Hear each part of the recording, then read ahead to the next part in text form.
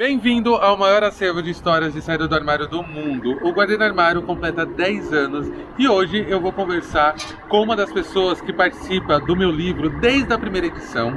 Ela que eu vi crescer e que me viu crescer também, que faz parte da minha vida e pela primeira vez ela vai estar dando uma entrevista para o Guardei no Armário. Talvez vocês não saibam quem é, mas faz parte da minha história. Quer tentar adivinhar?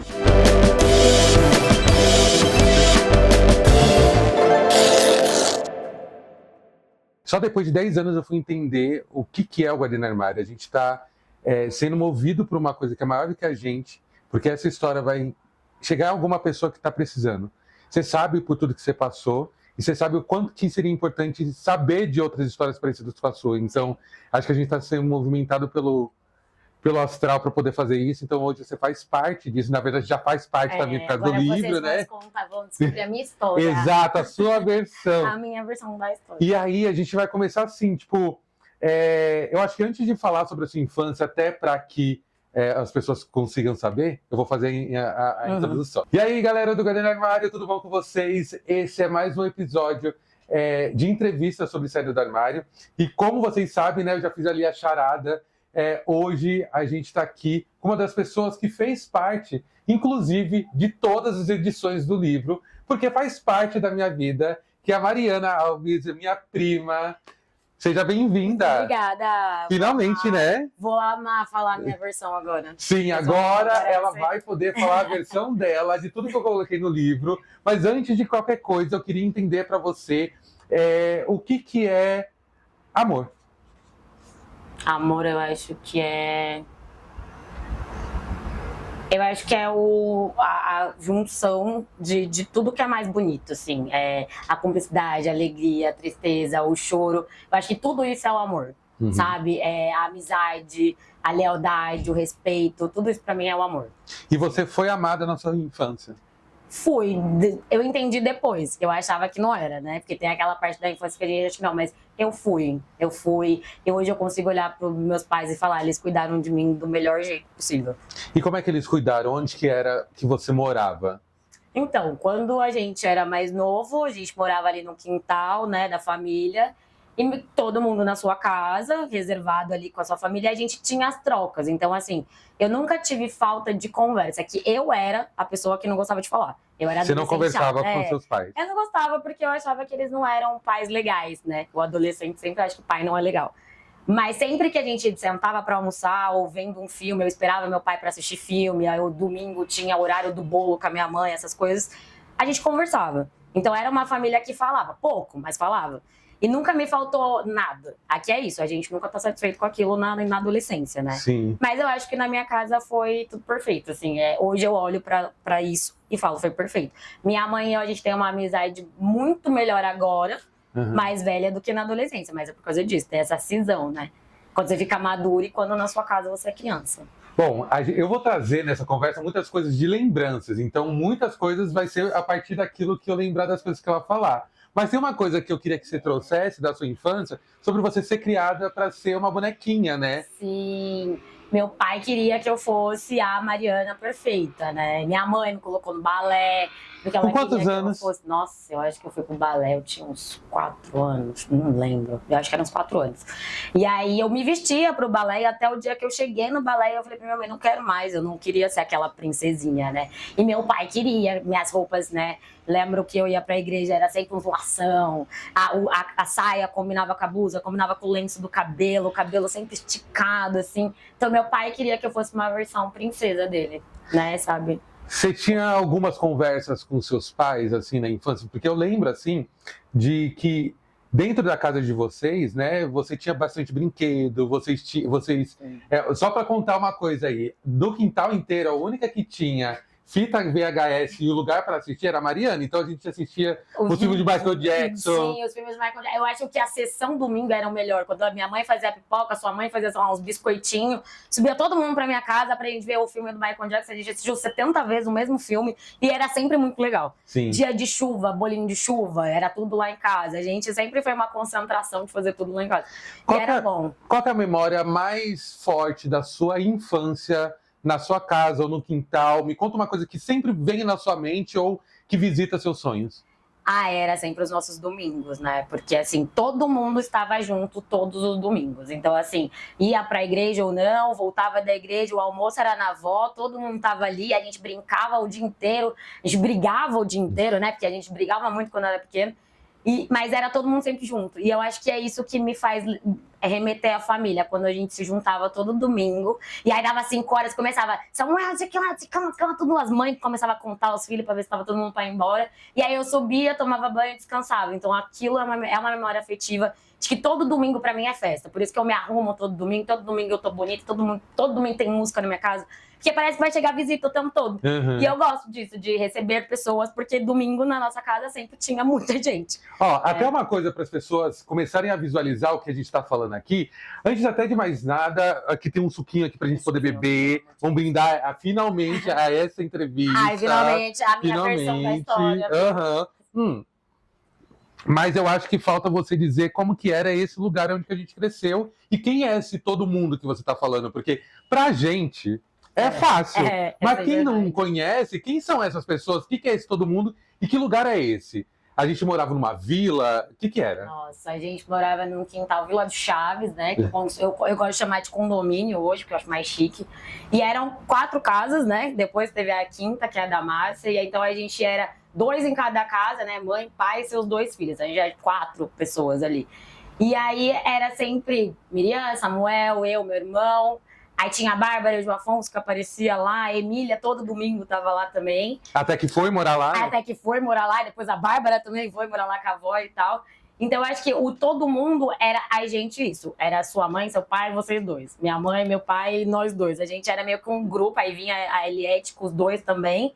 Que são primos mais afastados, mas que a gente ali ficava todo mundo junto. Fala pra eles quantos primos a gente tinha. Nossa, a gente era de domingo, a minha avó queria dar um pau na gente, mas ela errava o nome, né? Porque ela tinha que ficar repetindo muito. Acho que a gente era em 9 na nossa época. Só dessa parte da família. Agora conta com a parte da sua mãe. Juntar tudo lá quanto? Quando juntava todo mundo lá, umas 15 crianças, 16. Aí fora, assim, era a gente gritando e as mães gritando com a gente. Então era muito barulho geral de todo mundo. Então, assim, eu cresci nesse ambiente onde a gente cresceu, que era um quintal, tinha um espaço pra gente jogar bola, pra gente brincar, pra gente jogar carta, pra gente estender roupa, pra gente fazer cutinho, cara. Vai chegar nessa parte da conversa, o cutinho, né? Se quiser já introduzir... Porque o Samuel era um mini pastor, gente. Olha, eu vou falar uma coisa pra vocês, gente. Na nossa infância, a gente cresceu num quintal evangélico. E uma das brincadeiras desse quintal evangélico era fazer cultinho. Explica o que é cultinho. O Samuel ia lá e dava a palavra do Senhor que ele tirava do cabeça dele. E a gente se arrumava como se a gente estivesse indo pra igreja mesmo. A gente ficava no quintal e o Samuel com cara de mini pastor ali. E a gente pregava real. E aí a gente ficava lá e orando, e fingindo que eu tava falando em língua, sei lá, na época, como é que era. Mas tinha o rolê do cutinho. Eu me lembro que eu me vestia de saia pra fazer cutinho com o Samuel. Tem uma coisa que eu queria que você falasse, que foi um marco na sua infância, principalmente, foi do acidente. O que você lembra? Como é que isso aconteceu? O que aconteceu? E se algo mudou na relação dos cuidados dos seus pais com você? Então, tinha muitos, né? Eu tive muitos, né? Eu caí da escada. E aí, quando eu fiquei internada ali, naquele coma para tirar o coágulo, foi uma tensão muito grande. Que a Você avó tem até hoje tem a marca, que a avó que raspou meu cabelo, que assim, eu perdi muita memória, mas assim, esse dia da avó raspando meu cabelo é muito na minha cabeça. Eu não sabia disso. Eu não sei se é de tanto me falarem essa história, que eu visualizo a história, ou se é porque eu me lembro mesmo. Como é que foi essa cena? Assim, a avó raspou, porque ninguém tinha coragem de raspar meu cabelo. Minha mãe só sabia chorar desesperada e tal, todo mundo ali naquela preocupação, e a avó pegou ali a máquina e falou, eu raspo o cabelo dela. Então eu tenho essa visão na minha cabeça, eu me lembro disso, e aí eu me lembro depois de eu acordar, depois da cirurgia, recebendo um pacotinho de bala, de hortelã, de uma tia minha, porque, ai, que bom, deu tudo certo. Eu não me lembro, visualmente falando, dos meus pais nesse momento. E aí eu me lembro de eu chegando em casa, e a avó, todo cuidado, eu não podia andar correndo, eu não podia fazer nada, porque a cabeça tava meio que... Você tinha quantos anos e você caiu da onde? Eu não... Sabe o que eu não sei? Essa é uma história que minha mãe já deve ter me contado muitas vezes. Às vezes eu acho que eu devia ter uns 2, 3, porque eu lembro que a minha mãe foi buscar mamadeira. Ela tava no salão, que era perto de casa. E aí ela deixou eu e meu irmão no salão pra ir buscar uma mamadeira, acho que do meu irmão. E aí a gente saiu do salão, ali tinha um quintal, e aí eu caí da escada, e nesse que eu caí da escada tinha um tanque de cimento, né? E eu caí dentro desse tanque. Né? Então eu passei pelo vão da escada e caí no tanque. Então quando a cabeleireira ligou pra mim e falou, volta, que a Mariana caiu, não foi uma quedinha, eu estava, bati num tanque. Não, gente, não sei como foi a situação. Meu irmão tava atrás de mim, eu brinco que foi ele que me empurrou, mas é brincadeira, ele já sabe que é brincadeira. Mas só o meu irmão meio que viu a cena ali, só que meu irmão também era pequeno, né? Então quando a minha mãe voltou, já tava o desespero, já tava meio desacordada, já tava... E aí fui pro hospital, aí eu fiquei no coma induzido, porque teve um coágulo, né? Mas foi coisa assim, de um dia pro outro, né? E aí eles foram lá, tiraram o coágulo e aí deu tudo certo no final. Mas hoje eu ainda tenho a cicatriz e hoje eu tenho dores de cabeça, hoje a minha cabeça eu não posso fazer várias coisas, né? Muitos movimentos bruscos assim, dá uma doidinha às vezes. Você acha que a partir daí, o cuidado que seus pais tinham com você só redobrou e fez com que esse cuidado ficasse até excessivo na sua adolescência? Eu acho que excessivo não, mas eu percebia muito isso. Porque aí depois, né, eu vou contar a história, mas eu não sei, não vou te dar a cronologia certa. Porque aí depois veio a minha perna, né, que a avó, eu acho que a perna foi antes, que a avó me colocou em cima da mesa ali pra andar e ela viu que eu andava com uma dificuldade, né. E aí quando a gente foi ver, eu tinha uma perna 3 centímetros menor que a outra. Então é isso, eu tinha uma perna menor que a outra, a pessoa caiu, quebrou a cabeça, a pessoa operou a garganta, porque vivia com a garganta inflamada, não sei o quê. Então parecia que eu era completamente frágil. Eu lembro que eu tinha uns machucados na minha perna, que onde eu batia saía um buracão de sangue e tal. Então eu acho que a minha família achava que eu era frágil mesmo. Meu pai, nossa, meu pai era tipo, né, você caía, ele já tava ali, assim, tipo...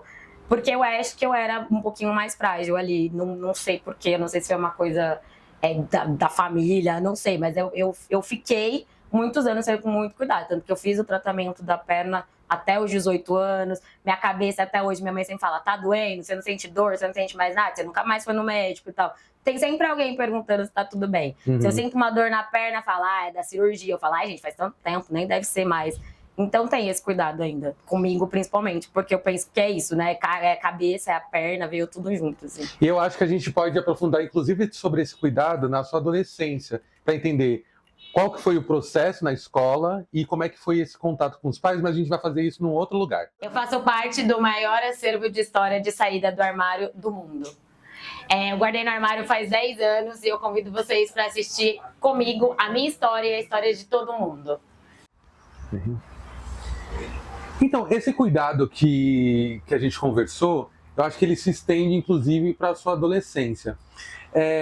Eu acho que trazendo aqui algo que é muito pessoal, você sempre teve uma personalidade muito forte.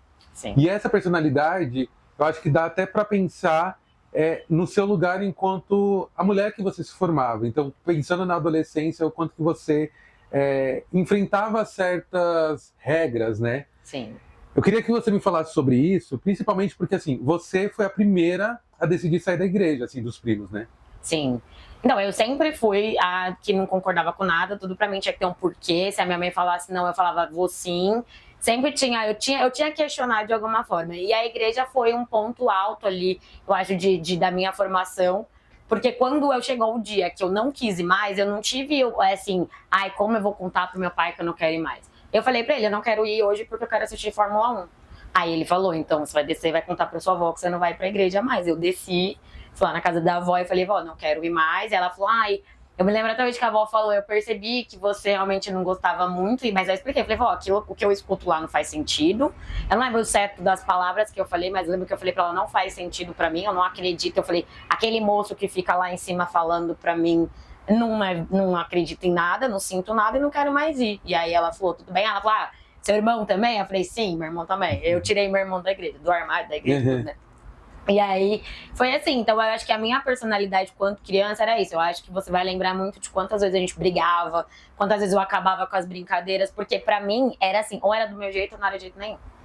E aí, mais pra frente, a vida foi dando os capotes, porque nem é tudo do jeito que a gente quer. Mas então eu era muito mandona, eu queria que fosse tudo do meu jeito, porque eu achava que eu tinha que ser melhor do que todo mundo o tempo todo. Porque era muito isso, eu tive o cuidado, ali da infância, das quedas, né, de ficar hospitalizada, mas parece que na infância, na adolescência, meio que soltaram, a Mariana desse jeito, então é um problema dela, sabe? E aí, às vezes, eu queria conversar alguma coisa com a minha mãe, só que eu não tinha como conversar com a minha mãe. Eu não cheguei, né, minha mãe, falei, tem um namoradinho, né? Então, aí eu comecei a me sentir muito excluída nessa parte. Aí foi quando eu comecei a virar a rebelde sem causa, né? E põe piercing, e faz brinco, e pinta a unha, e faz furo na orelha, porque eu não tinha esse espaço. Eu falava, como que eu vou chamar a atenção da minha mãe? Ah, vou pôr mais um brinco no ouvido sem perguntar pra ela se eu posso. Isso era numa intenção de chamar a atenção. Sim, e que é uma Você coisa tinha consciência que era pra chamar a atenção. E olha que é uma coisa muito maluca, que eu conversei muito na terapia, que era, eu nunca gostei de ser notada. Assim, eu nunca gostei de ser notada, eu quis sempre ser a pessoa mais discreta do mundo. Aí meu psicólogo na época falou, você tem um cabelo azul, né? E como que você não vai ser notada, né? Aí depois eu comecei a pensar, falei, cara, eu tinha as roupas mais coloridas, um monte de brinco, um monte de piercing, um monte de tatuagem, como que eu não vou ser notada? E eu achava que eu era super discreta. E eu não era. Mas era tudo pensando na minha mãe, dela olhar, do meu pai olhar e falar, nossa, a Mariana quer passar alguma mensagem. Pegava uma meia e rasgava, camiseta, cortava a gola, porque eu queria passar, sei lá o que de mensagem. Mas a minha mãe nunca perguntou, ela só falava, nossa, parece uma lambona, quer andar toda rasgada. Então, você sai da princesa... Da coitadinha ali que sofreu acidentes quando era pequena. Não, e que fazia balé, a rebelde e tal. Sem causa. E na escola isso também era presente? Como é que... Porque a gente estudou junto na escola, a gente estudou inclusive na mesma sala. E eram seis primos na mesma sala. A gente era uns demônios. Só que depois você também mudou de escola. Eu queria que você falasse um pouco sobre o Max Pena, que foi essa escola estadual que a gente... Minha formação de caráter. E que algumas aventuras que você viveu ali também, porque eu lembro que assim, a Mariana, e aí também vem mais coisas também de lembrança, ela não tinha inibição para ficar com quem ela quisesse, ela ficava com os caras mesmo. No entanto, que a gente vai chegar ainda nessa conversa sobre você se aceitar enquanto uma mulher enquanto uma mulher que fica com mulheres também. Antes disso, você ficava com os caras, né? Sim. Então, essa parte da adolescência, da escola, na verdade, eu sempre tive esse corpo pequeno, né? Mas aí eu queria meio que me encaixar nas gostosas da escola. Então, eu ia com 2 calças, toda aquela perrengue de quem é muito magro e tal. E aí, quando eu comecei a usar roupas pro meu tamanho, eu comecei a me enxergar ali, tipo, daquele jeito, me aceitar. Eu tenho 30 quilos e eu sou essa pessoa. E aí, eu não tinha vergonha de ser, né? Antes, quando eu tinha, sei lá, 10 anos, eu queria usar 2 calças. Eu usava as calças do meu irmão, que aí, né, ficava pior, ficava mais folgada. Mas aí eu fui me aceitando, e quando foi esse meu processo de aceitação, de não ser uma mulher padronizada, gostosa na escola, foi quando eu comecei a olhar pros meninos e falar, beijaria essa boca. E aí eu fazia todo o charme da garotinha da escola. Ai, deitava no ombro, ficava jogando aguinha no menino, puxava pirulito da boca, né? Porque agora você vai ter que pegar da minha. Bem essas brincadeirinhas que a gente fazia. E ali no Max Pena foi quando eu tive essa minha primeira, essa paixonite, né? Que eu fui apaixonada por um menino desde a primeira série, diga-se de passagem. E aí foi quando eu tive meu primeiro beijo ali, de verdade.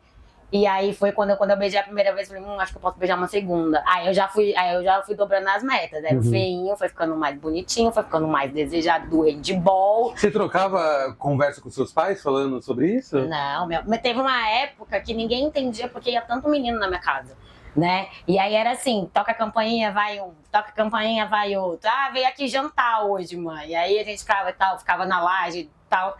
E aí ninguém nunca entendeu isso, né? Eu lembro que a avó falava, nossa, mas todo dia vai entrar alguém aqui, né? Vai, vó, todo dia vai entrar um menino diferente. Teve épocas de fazer rodízio, assim. E era isso, eu não era padronizadamente gostosa pra minha idade, mas eu beijava gente ali, ó.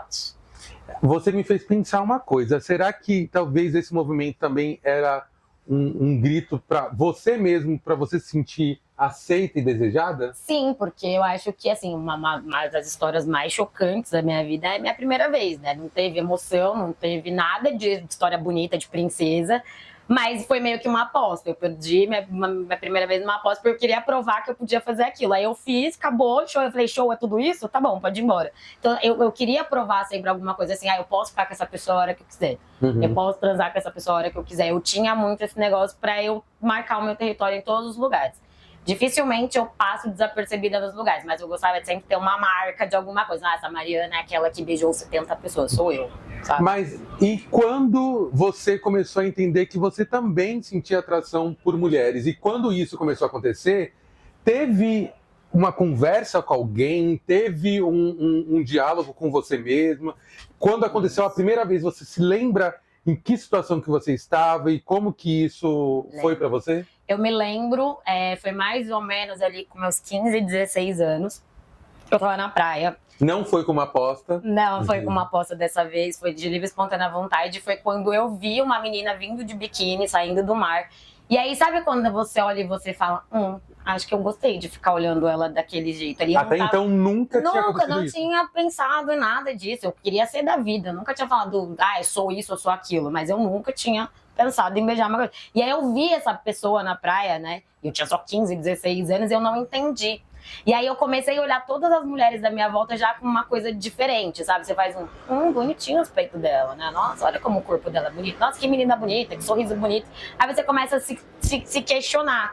É porque eu não sou bonita ou é porque eu já tô começando a ter alguma atração por aquilo? Teve isso, então você começou a se colocar no lugar, assim, tipo, talvez essa atração tenha a ver com aquilo que eu não vejo em mim. Porque eu me sentia feia, né, gente? Uma menina de 16 anos que não tinha um peitinho, não tinha nada, você era feia na escola, né? Todo mundo achava que você era feia. Aí quando você gosta de uma mulher que tem... Será que é isso? Eu tô admirando. Tinha questão racial também ou não? Você já se enxergava enquanto uma mulher negra? Eu sempre me enxerguei preta, amado. Se você falar, nossa, é begezinha, begezinha é sua mãe. Eu sempre me enxerguei preta, eu nunca tive esse problema, eu sempre amei meu cabelo. A gente teve o processo de usar progressiva, a gente teve. Mas eu sempre amei, todos os lugares, essa é pardo ou preta? Preta. Então sua noção de beleza estava mais ligada à evolução do corpo, isso, físico. Porque, sei lá, a gente, né, tem meninas de 15 anos que já tem um puta corpão, e eu era, tipo, esmilinguidíssima. Então é isso, aí você vê na praia a questão de meninas com peito e tal, e você ali com um biquíni parecendo uma criança. E aí eu comecei a duvidar, esse foi o primeiro questionamento, estou olhando porque eu queria ter este peito, ou estou olhando porque eu gostei deste peito? Tanto que uma das partes favoritas da minha vida é peito, né? E aí eu falo, será que eu gostei do peito? Ou será que era só porque eu queria ter peito? E aí foi mudando, porque aí nesse meio tempo eu fui pra escola, aí a gente voltou das férias, aí eu já tava olhando as pessoas um pouco ali meio diferentes, aí eu falei, acho que eu gosto de duas coisas.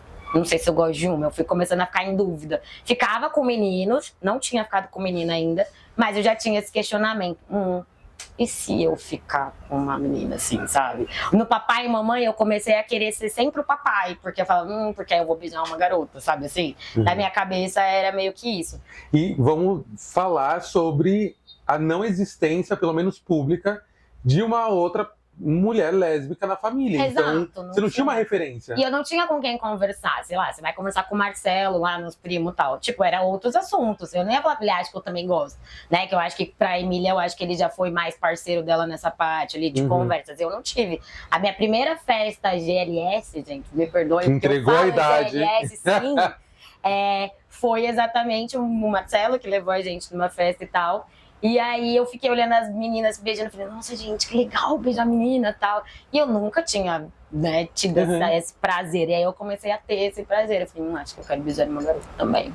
E aí foi dando a vontade e demorei até pra beijar garotas, mas aí foi quando saiu também do armário. Então, do primeiro beijo pra primeira conversa com uma amiga ou com seu irmão, demorou muito? Poxa, eu acho que demorou. Acho que meu irmão já sabia, né? A gente andava junto pra tudo quanto é lado, né? Eu e meu irmão, a gente ia pra cima e pra baixo e tal. Mas eu acho que todo mundo achou que ia ser uma coisa que ia passar.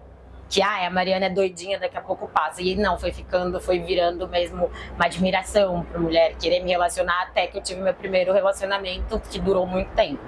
E todo mundo achou que não ia durar, porque eu era só fogo de palha, que eu ia beijar na boca, bifestinha, sabe? Eu ia beijar na boca e pronto, ia voltar a transar com caras no outro dia. E não aconteceu. Eu acho que a maior decepção foi que não aconteceu, entendeu? Todo mundo esperou que ia passar e não passou. Inclusive talvez até você. Então, eu fiquei muito confusa na época, porque eu comecei a achar que eu queria beijar todo mundo, né? Eu vi uma menina falando, não quero beijar ela, quero beijar outra. Você fica meio atordoado, né? Você fala, se eu beijei uma, eu posso beijar duas, posso beijar três, posso beijar minha melhor amiga? Como que eu vou chegar na minha melhor amiga e falar, nossa, agora eu beijo garotas? Não sei, vou beijar ela pra saber. E como é que é chegar pra sua mãe e pro seu pai e falar, agora eu beijo garotas? Então, não foi assim, né? Eu queria ter tido a história bonita de chegar nos meus pais e falar, senta aqui, igual quando eu falei, estou fumando, né? Eu acho que me tiraram do armário, na verdade. Leva a gente para esse momento. Você tinha quantos anos? O que aconteceu para que te tirassem do armário? A gente tinha saído do colégio já, eu acho que a Emília sabe as datas exatas, que a minha memória não é muito boa. E aí, assim... Explica para eles quem é a Emília, que você tá falando Emília, ninguém nem sabe. Emília, minha bestinha, Emília, minha prima. A gente vivia grudadas, a gente era unha, carne, carninha. Ela que me levou para a primeira balada também de meninas. Então, assim, ela que foi me levando para esse mundo, né? Ela que me apresentou o primeiro grupo de meninas que eu andava. Parecia um bonde mesmo, de só mulher. Eu falava, existe isso, né? Um bonde só de sapatona, existia. Então, foi ela que me levou para esse lugar. E aí, quando eu falei nesse episódio, o que aconteceu? Eu conheci a minha primeira mulher que eu me relacionei. E aí eu olhei e falei, nossa, eu quero ficar com essa pessoa. E aí lembro que fiquei com ela e aí a gente começou a namorar. E aí veio o caos, porque até então só a Emília sabia. E meu irmão sabia que eu tava aí viajando, beijando por aí e tal. E aí eu fui pra casa, minha mãe tinha se mudado pro interior, eu tava lá. E aí essa pessoa que eu namorava na época foi lá. Quando ela chegou, eu falei, eu tinha contado pro pessoal que trabalhava comigo, minha namorada tá vindo, minha namorada tá vindo. Só que em nenhum momento da minha cabeça eu lembrei, minha mãe não sabe que eu beijo garotos, entendeu? Não teve isso na minha cabeça. Porque eu achei que eu ia fazer, eu acho que eu falei com os meninos até aqui um pouco antes, o apresentar como amiga, né? E eu ia apresentar ela como minha amiga, vai vir uma amiga aqui passar uma semana aqui comigo e tal. Só que aí chegaram na minha mãe e falaram, nossa, muito bonita a sua nora. Eita, atenção. Aí eu falei, o que aconteceu? Aí a Emília já tava nesse dia, né? A gente tava viajando, a Emília falou... Mas peraí, sua mãe ouviu isso e de boa? Não, aí começa o trato. Você acha que a vida foi fácil, querido? Não foi, não. Aí desci, a Emília falou, contaram pra sua mãe e tal. Eu falei, pronto. Eu desci, a minha mãe, pra quem não conhece, dona Josinha maravilhosa, escorpiana nata, ela estava com uma cara sentada, assim, parou, olhou pra mim e falou assim, que história é essa que eu tenho nora? Aí eu falei, tem. Eu não tinha como mentir. Ela falou assim, eu quero saber se é verdade que essa menina que tá aqui, você beija ela na boca. E eu falei, é verdade. Só que a minha mãe estava sentada na minha frente, ela estava com uma cara, sabe, divã, mas uma bruxa má, assim. A minha mãe tava olhando pra mim com uma cara de decepção, de tudo. Aí ela falou, se você for realmente continuar com essa menina, então você vai sair da minha casa.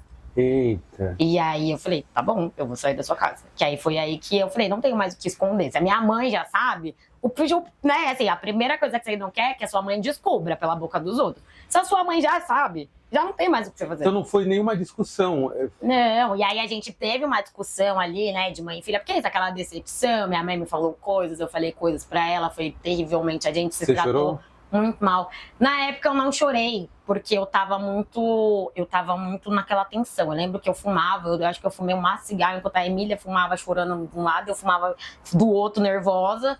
E aí a menina que eu tava, eu não sabia que você não era assumida, aí virou um precopó, assim, ficou muito doido a história. E aí eu me lembro exatamente disso, que a minha mãe falou. Aí foi a minha primeira, foi o que me fez mais forte ali, foi exatamente isso. Porque eu pensei, se a minha mãe me tirou de casa, se eu tiver que sair de outra casa, fudeu, né? E aí minha mãe me tirou, aí ela saiu de manhã pra trabalhar. Ninguém dormiu direito naquele dia, eu lembro que a Emília chorava de um lado, eu tava tensa do outro e tal.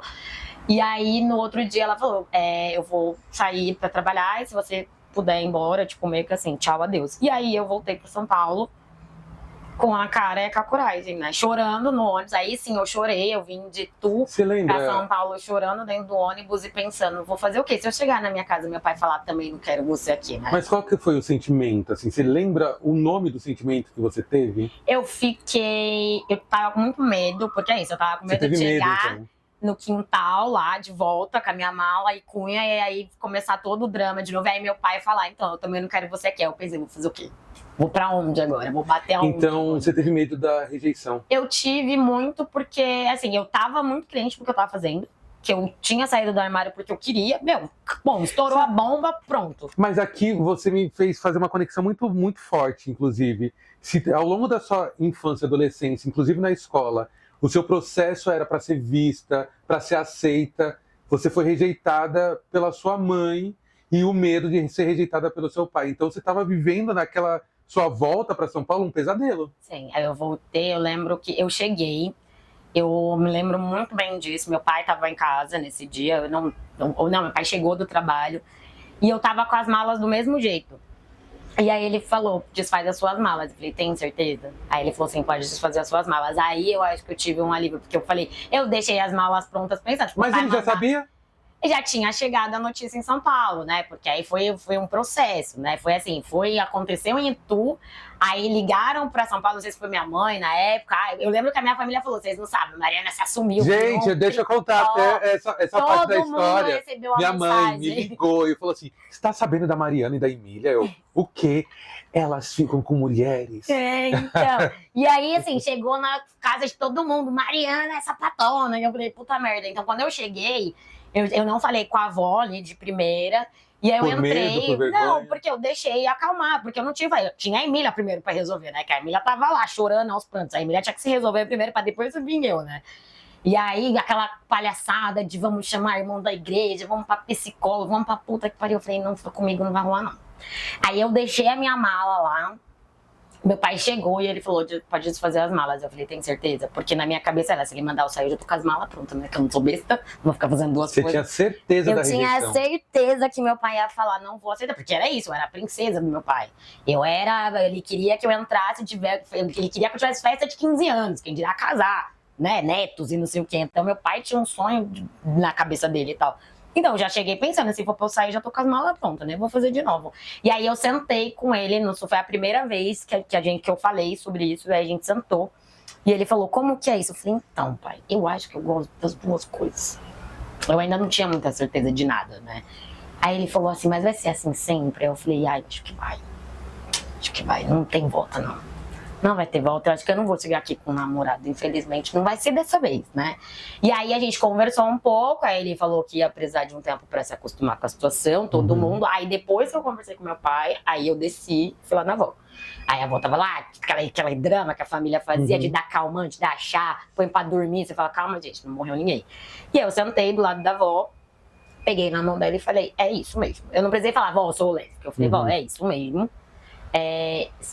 É isso, né? Eu falei pra ela, não tenho muito o que falar pra senhora, me desculpa, né? Você pediu desculpa. Porque tava todo mundo frustrado, né? Tipo assim, eu fui lá de Tu, chegou a notícia. Então, todo mundo ficou ali meio que assustado e tal. Mas por que veio esse pedido de desculpa? Porque eu acho que não era pra ser assim, né? A gente tinha uma liberdade de conversar com a nossa avó, por exemplo. Nossa avó, principalmente, sabia quem era gay e quem não era naquela família, né?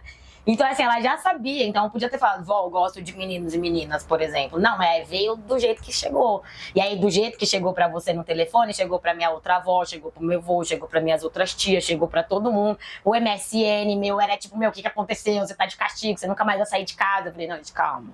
Então, assim, tudo foi muito forte, né? Poderia ter sido eliminado, assim, se eu tivesse ali, no primeiro momento que eu conversei com a minha mãe, se a gente tivesse conseguido conversar, mas a gente só se alfinetou. Antes até de ir para um outro ambiente, eu quero que você fale de um personagem que você tocou pouquíssimo nessa história, que eu sei que é muito importante. Seu irmão. Nossa, meu irmão é meu parça da vida, assim. Eu acho que a gente brigava, mas a gente se ama tanto que as brigas nem faz muita diferença mais. E eu me lembro de quando eu saí do armário lá e tal, e ele só falou assim pra mim, ai, não fica parecendo um menino, não. Aí eu falei, não, fica tranquila que eu sou muito bonitinha, não vou raspar meu cabelo, não vou parar de fazer e a raspou. unha. Raspei. Mas aí raspei por outros motivos, né? Mas assim, eu me lembro dele falar, ai, não fica parecendo um menino, não. Aí eu falei, não, fica tranquila que eu ainda sou. Mas ele te ajudou nesse processo? Sim, meu irmão, ele é aquela pessoa, ele não fala, né, mas ele tem as ações. Então é isso, se eu tava chorando, ele me abraçava, ele sabia o que eu tava precisando, eu nunca precisei verbalizar pra ele, porra, eu estou triste. Sim. Meu irmão ficava ali. Meu irmão, sei lá, vou pro samba, ele me levava junto pra ir pro samba, porque ele sabia que eu precisava do mínimo de carinho e afeto, e foi muito difícil, porque nesse processo, eu não só fui expulsa pela minha mãe, eu fiquei 3 anos sem falar com ela. Então, assim, eu não tinha minha mãe, né? Eu tive que me escorar em outras relações. Foi nesses 3 anos que você foi pra Salvador, não foi? Não, eu fui pra Salvador, já tava velha, eu tinha casado, já tinha descasado. Eu fui pra Salvador com 28 anos. A Mariana tá no meu livro, na primeira edição, na segunda, na terceira, e finalmente, nesses 10 anos, você tá aqui com a gente, contando a sua versão.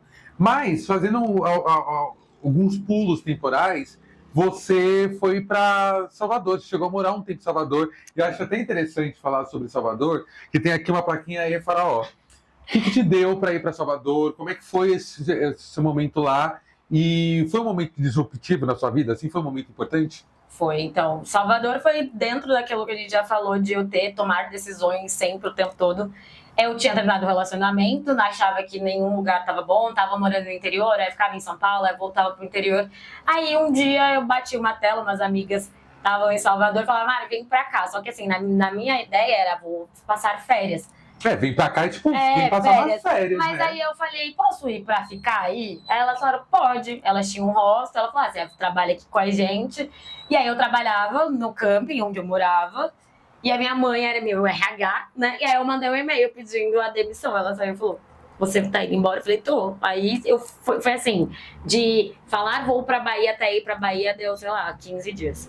Você já tinha ido pra Bahia antes? Nunca tinha. E aí eu levei tudo e aí eu falei pra minha mãe assim, pode doar minhas roupas que eu não vou voltar mais. Eu fui com uma mala e falei, não volto mais de lá, eu vou viajar, eu vou, nossa, ser muito louca, assim. Não, tudo errado, nada a ver. A Bahia é linda, ela é encantadora, porém ela tem uma energia muito forte. Então, assim, o primeiro mês foi lindo. Eu achava aquelas praias. No segundo eu já tava começando a ficar cansada demais daquela energia, e aí não deu. Eu fiquei lá 6 meses, e aí eu voltei, né? Aí eu voltei pra casa da minha mãe. Quando eu voltei, não tinha nada mesmo. Aí ela falou, você falou pra eu dar tudo, não tinha uma calcinha, não tinha uma camiseta. Minha mãe simplesmente falou, você vai embora, você foi embora. Mas ir pra Bahia foi uma coisa importante, porque foi uma coisa que eu fiz pensando no que eu tava fazendo. Tipo, vou largar tudo aqui. Quando eu voltar, eu não vou pensar no meu ex-relacionamento, eu não vou pensar nas outras pessoas. Eu não quero saber quem gostou, quem não gostou da ideia. Eu comecei a me colocar nesse lugar. De, tá bom pra mim, então não quero saber das outras pessoas. Não foi fácil morar lá, é muito difícil. Assim, você sai de casa falando, vou chegar lá, vou arrumar um emprego, vai ser ótimo. Dá tudo errado, tem dias legais, tem dias cansativos, tem dias que você quer chorar. Eu ia muito pra praia sozinha, porque as meninas estavam cuidando do hostel. Então eu tinha com a minha própria companhia na praia. Ficava eu, o Mari e um sonho. Eu falava, que saco que ia ficar aqui sozinha. Diferente de São Paulo, você teve a experiência de você com você mesma. Sim, eu tive que passar por tudo, aquele momento de saudade de casa. Eu não podia ligar pra minha mãe e falar, quero voltar, porque eu tinha falado pra ela que eu não voltava. Orgulho, entendeu? né? Exato. Então eu tive que passar ali essa viagem foi pra destravar uma nova Mariana, porque eu voltei de lá sabendo que a gente pode fazer as coisas, né? Se você falar, quero largar tudo aqui, quero ir morar na Bahia, vai, cara. Vou falar pra você que é fácil? Não vou falar que é fácil, mas eu vou falar pra você, não vai não, fica na sua casa. Sim. Cara, você tem que aprender a fazer as coisas sozinha. E você voltou, e aí eu queria que você aprofundasse, assim, eu vou só dar a deixa, com uma gestação, né? Sim, maluquíssimo demais, né? Que aí tem tudo isso, né? Não basta ser bissexual, largar a igreja, não. Foi uma gestação não planejada, nada fez sentido. Quando eu descobri que eu estava grávida, eu falei, mas Deus, não queria, não. Foi difícil, foi muito difícil, foi voltar para um lugar que é isso. Eu tive que voltar para casa, eu tive que ficar com a minha mãe, eu tive que pedir ajuda, né? Porque é isso, a pessoa é orgulhosa. E aí eu voltei nesse processo. E eu lembro que foi muito assim, tive muitas opiniões, eu tive as opiniões de tira, e as opiniões, não, você não vai tirar. A minha mãe falou, você não vai tirar, eu cheguei a cogitar, e aí ela falou, você não vai tirar, porque eu vou te ajudar. E aí quando a minha mãe falou, eu vou te ajudar, eu falei, tá, então eu vou ter esse filho. E foi muito difícil, porque eu passei muito mal, foi uma gestação muito estressante, eu não entendia como que eu poderia estar grávida naquele momento. Eu tinha ido pra Bahia só viver a vida, e eu voltei grávida, tipo, como pode, assim, né? Como assim não entendia? Porque não fazia sentido, eu tinha ido pra Bahia só ser feliz, curtir o carnaval, aí de repente eu voltei grávida, pra mim não fazia sentido. Eu falava, o que eu fiz, onde eu errei nesse meio tempo aqui, alguma coisa que eu perdi o time, e aí engravidei, sabe? E aí essa volta foi muito dolorosa, porque aí eu voltei, né, grávida, namorando uma outra pessoa. Você acha que a sua gravidez, de alguma forma, fez com que a amizade entre você e sua mãe voltasse a acontecer? Sim, porque a minha mãe foi a que ficou do meu lado, né? Eu recebi, vamos dizer, hoje, né, na linguagem jovem, muitos hates, que, nossa, é louca, você vai ser mãe, não sei o que lá, não sei o que lá. Ninguém, nem, assim, palavras positivas foram pouquíssimas, né? Eu me lembro da avó ter ficado feliz que ia ter, né, um bisnetinho, não sei o que, mas assim, não tive muito apoio, né? Eu não contei pra ninguém, né? Pouquíssimas pessoas sabem, agora todo mundo vai saber da minha gestação, pouquíssimas pessoas sabiam disso, mas foi por causa disso, eu não tinha como falar, né? Eu não tinha, eu fiquei meio que presa nessa história. Eu não, como que eu ia falar, fui pra Bahia e voltei grávida?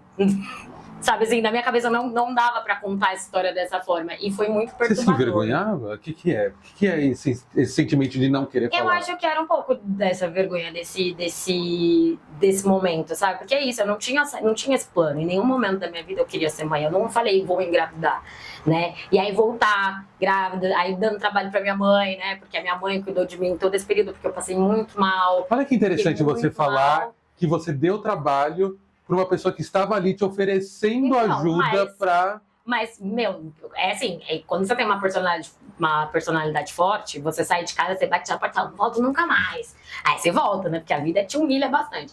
E aí quando você volta e na prisão de ajuda, é 10 vezes pior. Porque eu tive que ficar... Aí eu falei pra minha mãe, vou sair daqui porque eu não gosto do interior. Volta eu pro interior de volta. Vou pra Bahia porque lá eu vou ser feliz. Volta eu lascada, desempregada. Aí volta com o quê? Com a bucho, né? Com a criança. Aí leva minha mãe trabalhando, tendo que cuidar da casa dela, minha mãe já com a vida dela feita. Ah, agora eu vou cuidar da minha filha desempregada e grávida. Quem é o pai dessa criança? Ah, Deus sabe. Depois fala que é o Espírito Santo. Então, assim, eu fiquei nesse sentimento, nesse misto de, meu Deus, sabe? Tipo, dei 10 passos pra trás. Porque eu saí batendo a porta, falando, odeio esse lugar, não vou voltar, vou pra Bahia, vou subir, vou pro Acre, vou acabar quando eu chegar lá nas Guianas Francesas. Não fiquei nem 6 meses, voltei, entendeu? Então eu fiquei um pouco frustrada, mas eu entendi, porque a minha gestação durou 5 meses, né? E aí quando eu perdi o meu filho ali, eu pensei, meu, agora eu sou uma outra pessoa. Mudou, então? Muito. Meu, a partir do momento que eu descobri que eu tava grávida, eu tava pensando em escola pra criança. Eu não sabia nem o que fazer, eu não sabia nem fazer uma mamadeira. Mas eu fiquei pensando na escola da criança, entendeu? Eu, assim, automaticamente a gente muda, automaticamente a sua cabeça muda. Eu fiquei adulta da noite por dia. Porque eu falei, beleza, minha mãe vai me ajudar enquanto eu estiver grávida. Aí eu vou ter um filho, mas eu vou ter que trabalhar, eu vou ter que procurar uma creche, eu vou ter que procurar... Minha cabeça foi dando um loop, assim. Como que eu vou trabalhar, estudar e deixar a criança na escola? Eu vou ter que aprender a dirigir, porque aí com o carro fica mais fácil levar a criança. Tudo eu fiz isso em 5 meses, na minha cabeça. Você acha que esses 5 meses te transformou na Mariana mulher, adulta, responsável e foi um novo capítulo para a sua vida? Foi porque eu comecei a ver seriedade nas coisas, porque assim, Antes era só aventura. Só aventura, e eu me lembro muito da mãe de santo falar que a Maria, né, minha filha foi registrada como Maria Clara, ela veio para me parar. Porque eu saía de segunda a sexta e a minha vida era só farra, só farra, só farra. Então eu sempre falo que se eu não tivesse engravidado, poderia ter acontecido qualquer outra coisa. Sabe, eu tinha esse sentimento. Então a minha gravidez foi para me trazer pro chão de novo. Você acha, e aí eu acho que é muito interessante falar sobre esse seu processo de sair de uma família que originalmente sua mãe de igreja católica, seu pai crescendo em igreja evangélica, você crescer em igreja evangélica, e aí foi para a religião de matriz africana, que tem um resgate sobre as suas raízes ancestrais. E aí você entende que todo esse movimento, de alguma forma, foi um movimento espiritual também para você, de reconexão? Sim, foi de eu entender muitas coisas. Porque, vamos falar bem no pastorzinho, né? O mundo é muito cruel com a gente, né?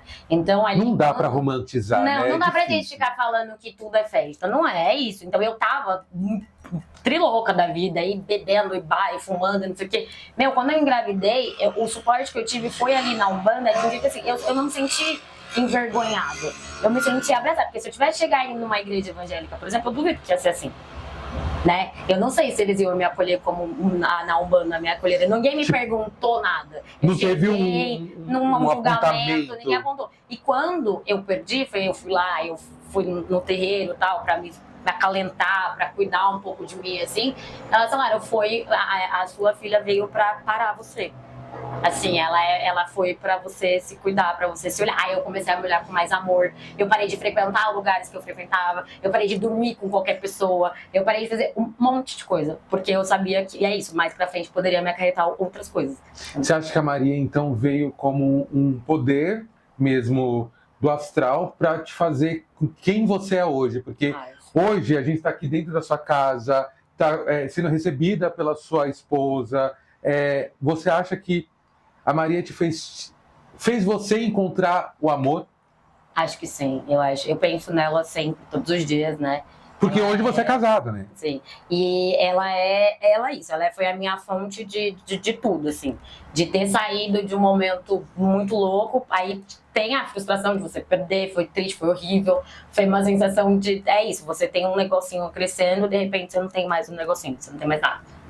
Aí você faz o quê? No dia que eu voltei do hospital, que eu perdi ela, chegou o berço dela. Aí eu olhei pra ela e falei assim, puta que pariu, né? Então, assim, é tudo muito doloroso, mas eu não... E é tudo muito intenso. Mas assim, é doloroso, mas eu não sinto isso como uma tristeza, sabe? Eu penso nela com todo o carinho do mundo, com todo o cuidado que eu posso, com todo o amor que eu acho que eu dei ali naquela gestação, mas eu não sinto como se fosse uma tristeza. Eu sinto que ela veio pra fazer exatamente o que ela tinha que fazer. Ela veio me levantar de alguma coisa muito maluca que eu vivia. E eu, de boas, assim, sabe? Eu levo esse aprendizado, esse ensinamento, eu falo, não sei por que aconteceu, mas aconteceu. Eu vou tentar trazer de um jeito mais holístico, até para que a gente possa seguir até para os finalmente aqui, mas eu acho que talvez Maria tenha te trazido para o que você vive hoje. E aí eu quero entender com você se o que você vive hoje tem ligação com aquela primeira pergunta que eu te fiz sobre amor, o que é amor. É possível encontrar amor entre duas mulheres? Com certeza. E você hoje vive esse amor? Com certeza. E eu de todos os jeitos possíveis. Não é o amor do carnal, do sexo, não é o do, quero só dormir de conchinha. É de tudo, de dividir o dia bom, o dia ruim, o dia chato, o dia mais ou menos. Todo dia a gente faz um brinde aqui em casa sobre qualquer coisa. Vamos brindar porque hoje, sei lá, hoje a gente bateu uma meta aí, vamos brindar. Uhum. Vamos brindar porque faz um mês que eu não fumo. Vamos brindar porque tudo é possível fazer com a pessoa que você gosta. E com mulher também, sabe? Uhum. Eu me sinto amada. E eu aprendi a dar esse amor para as pessoas. Antes você não sabia? Eu não sabia distribuir isso. Para mim, dar amor para as pessoas era sempre estar fazendo alguma coisa para a pessoa. Tipo assim, comprar um presente para a pessoa, vou ter que estar agradando a pessoa.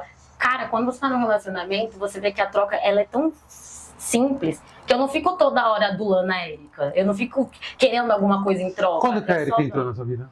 2018. 2018, através do Tinder. Gente, confiem no Tinder, que ele é babado. Através do Tinder. Qual foi a primeira conversa que vocês tiveram? Jura? Um tempo atrás a gente relembrou essa conversa porque a gente deu lá oi, bom dia, boa tarde e tal.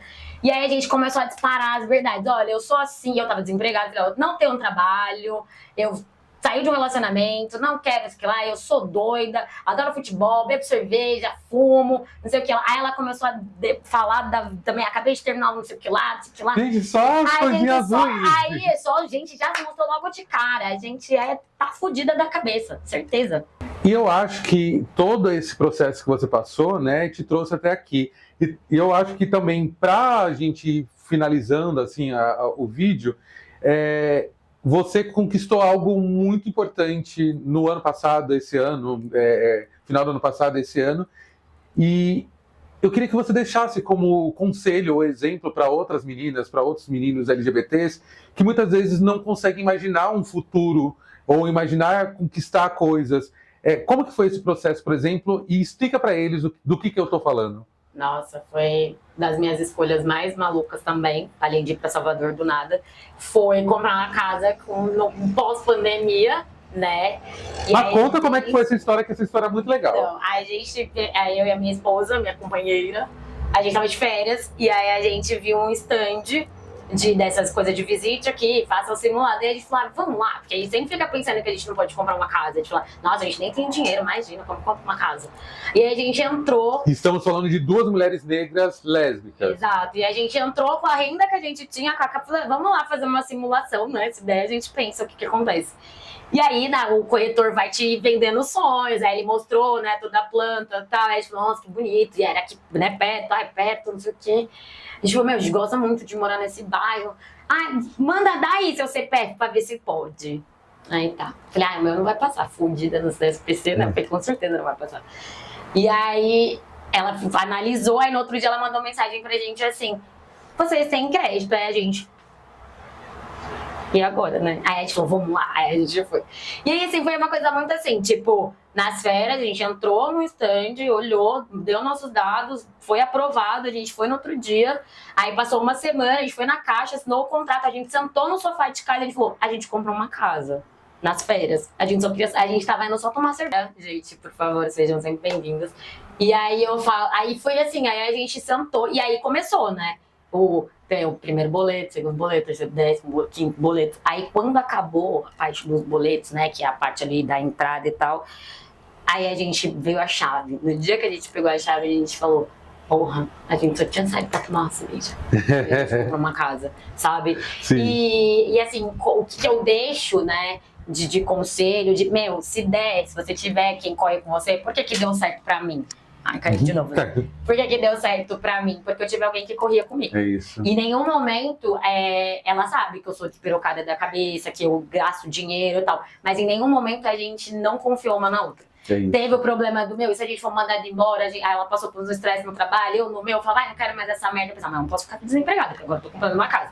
Então a gente entrou num limbo, mas a gente conseguiu respirar porque a gente tinha uma outra. A gente confiava na gente.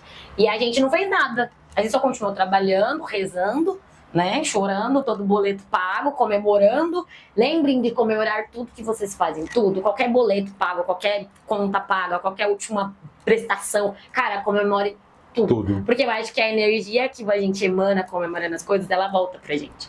Então eu falo pra Erika, tudo que eu puder abrir uma champanhe, eu vou abrir na minha vida. Ai, champanhe, gente, tudo. Chique. Tudo. Mas, champanhe, né, gente? Cidra, cereza. Antes da gente abrir o champanhe, quando a gente finalizar esse vídeo, eu quero as suas 3 fotos que eu pedi pra você separar de 3 momentos da sua vida. E a gente vai falar um pouquinho sobre elas. Conta um pouco sobre essa foto. O que a gente tá vendo aqui? Essa foto foi... Quem tá nessa foto? Eu e a Erika, não parece? Jovens, olha que saudável. Foi nas nossas primeiras saidinhas. A gente tinha mais ou menos um mês junto ali. A gente tava começando nossos dates. A gente sempre foi no Copanzinho, que é um bar maravilhoso ali na República. E aí a gente ia lá pra tomar uma cerveja e falar da vida. Essa foto a gente gosta muito, porque foi uma das primeiras fotos que a gente... de aparição nossa pras pessoas. Aí eu comecei a postar e todo mundo ficava, quem é ela? Faz um jeito aqui pra não coisar a tela, pra não escurecer, que eu vou mostrar pra lá. Você vai ter que ficar segurando. Ah, tá, entendi. Pode ficar segurando. Então aqui deu pra ver, né? Deu pra ver? Vai segurar? Pronto. Foi? Acho que sim. Acho que sim. Então, esse aqui foi no começo da relação de vocês, né? Vocês tinham quantos anos aí? Ai, gente, nossa. A gente ontem começou a fazer essa conta, gente. Eu tinha 31 anos. 31, né, amor? 31, a gente fez essa conta, 31. E a segunda foto? Por que você escolheu essa segunda foto? A gente escolheu essa foto porque a gente não acredita que em meio a tantas coisas a gente passou por uma pandemia. E a gente escolheu essa foto por estar no nosso lugar preferido, que é um boteco de máscara. Porque a gente fala, cara, a gente tinha que... Vocês são muito boêmias? Pô, pra cacete, graças a Deus. E aí, essa foto a gente gosta muito dela, porque a gente tava muito bonitinha, de máscara, porém no bar, tomando uma, mas com todos os cuidados possíveis. Mas a gente gosta dela de lembrar isso. A gente já tava comprando uma casa, e a gente tava ainda nessa coisa... E ainda indo pra bar, gente. Dá pra ir pra bar. Dá pra fazer... Gente, compra aí uma casa, dá pra beber e pagar, dá certo. No final, sempre dá. E a última foto? A última foto é a nossa última conquista, que foi agora a nossa casa. Odara, né? Como eu já falei pra vocês, Odarinha. O nome da casa é Odara. Odara. Todas as casas que a gente morou teve nome. E essa é a Odarinha. Essa aqui é o dia que a gente pegou a nossa chave. Que eu acho que é a nossa conquista mais bonita da vida, assim. Que é a nossa casa. Eu acho que a gente tem uma relação muito estável. Mas a nossa casa, ela veio pra ser, tipo, a coisa mais maluca. Assim. Com os gatos, com a gata, com os plantas, não com fala tudo. Meus filhos, gente, se vocês começarem a falar de bicho, eu vou ficar mostrando foto deles aqui o tempo todo. Eles não apareceram aqui, mas eles estão por aí. Pegamos fakezinhos por aí. Mas é isso, eu acho que essas 3 fotos, ela representa quando a gente começou, que a gente não queria nada, era só um lesco, era só um pente. Um mês depois ela me pediu namoro porque ela é emocionada. Assim. Mas ainda bem que pediu, olha isso tudo. No meio do show do Silva, tá? Quero dizer. Assim, jovenzinhas. Foi bem adolescentes. E aí depois de 2 anos, uma pandemia surreal. E aí depois agora a gente vai fazer 7 anos juntas e a gente consegue falar que a gente passou por tudo, assim. Você acha que amadureceu? Você é uma outra mulher? Sou. Se você perguntar pra ela, ela vai falar que sim, porque eu era doida, né? Sim. Bom, Bom, Agora eu sou doida com limites. te agradeço por você ter aceito fazer essa entrevista nesses 10 anos. Eu sei o quanto que esse vídeo vai atingir outras mulheres pretas que têm sonhos em construir famílias e conquistar coisas. Não é fácil, e você sabe disso, para duas mulheres pretas, lésbicas, de vinda de periferia, enfrentar esse mundo e conquistar tudo com tanta leveza e tanto amor. Sim. Então, te agradeço, porque finalmente você deu entrevista para Guardiã do Armário. Eu fui convidada a vocês, mas gente, vamos fazer uma outra rodada, porque eu não contei as partes sérias dessas conversas. Mas eu gostei, eu agradeço, eu espero continuar contribuindo, né? Eu acho que as histórias, elas precisam chegar nas pessoas, para as pessoas poderem entender o que fazer. Porque às vezes você não entende, você não tem a empatia, porque você não entende a história do outro. Não é fácil. Eu falo, gente, sair do armário é um dos processos mais difíceis da vida. Você pode ter tido o maior acolhimento possível na sua casa. Não é uma decisão fácil. É como nascer de novo? Porque aí você não tem que se esconder mais, mas você não vai se esconder como? Né? Você vai ter gente te apontando, gente te julgando, gente falando, duvido que vai, né? Ou sei lá, agora é homossexual, vai dormir com todo mundo, vai virar uma puta, enfim. Não tem isso, né? Então você sair não é um processo fácil, você pode ter tido a família mais acolhedora do mundo. Não é fácil. A sua cabeça dá um nó, você não sabe o que é nada mais, você só quer saber de viver e tentar ser livre e se manter vivo. É isso. Né? A gente tem que se manter vivo. Gente, se mantenham vivos. O Guardiã do Armário, os vídeos, eles vão continuar ao longo desse ano inteiro. São 10 anos desse projeto que tem salvado vidas. E esse ano a gente vai ter entrevista toda semana. Então, se você gostou, compartilha com todo mundo. Se inscreva no canal. E deixe seu comentário aqui também, porque se você quer fazer parte desse projeto, desses 10 anos do Guardiã do Armário, mande um e-mail para o Guardiã do Armário, por contato@guardiadoarmário.com, para a gente também poder te entrevistar. E é isso, até o próximo. Tchau, gente. Arrasou. Samu, eu queria entender com você. Você trouxe a Mari, que é sua prima, né? E vocês tiveram muitas vivências juntos. Ela me contou, inclusive, que saiu do armário depois de 2 anos de você. Eu queria entender como foi isso para você, para ela e para sua família. Para a família de vocês. Na real, acho que foi o contrário, né? Eu saí 2 anos depois dela, na real, né?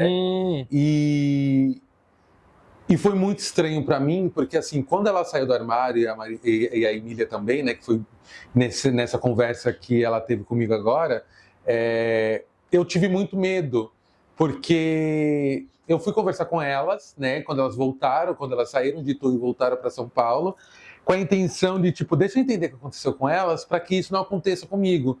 Porque eu não queria me assumir gay, eu não queria também ser LGBT, porque eu vi o quanto que elas sofreram. Eu lembro da Emília ter sido obrigada a fazer terapia para poder reverter a sexualidade dela. Eu lembro desse processo da tristeza da Mariana, de ter sido expulsa de casa pela mãe. E isso tudo é muito doloroso quando você vê de perto, sabe? E quando você percebe que o amor incondicional dos pais, ele tem uma condição. Se você é heterossexual, cis. Agora, se você é LGBT, você corre o risco de escutar essas coisas. É lógico que hoje em dia, depois de muito tempo, todas as coisas já se resolveram, a situação dela com a mãe já é de muita amizade, com os pais, a gente dentro de casa, mas isso tudo traz um medo. Então, ter a oportunidade de entrevistar a Mariana e saber sobre a história dela, a partir do ponto de vista dela, para mim foi muito importante. É muito importante, depois desses 10 anos, saber também que as coisas estão muito melhores do que estavam antes. E o que eu tenho a dizer para as pessoas que estão assistindo o Guardiã do Armário, que ainda estão no armário, ou que estão nesse processo, né, de aceitação e às vezes até de algumas dificuldades, aguarde. O tempo é o nosso melhor amigo. A gente pode não estar no melhor momento agora, mas a gente vai olhar para trás, vai conseguir ligar os pontos e entender que valeu a pena, sabe?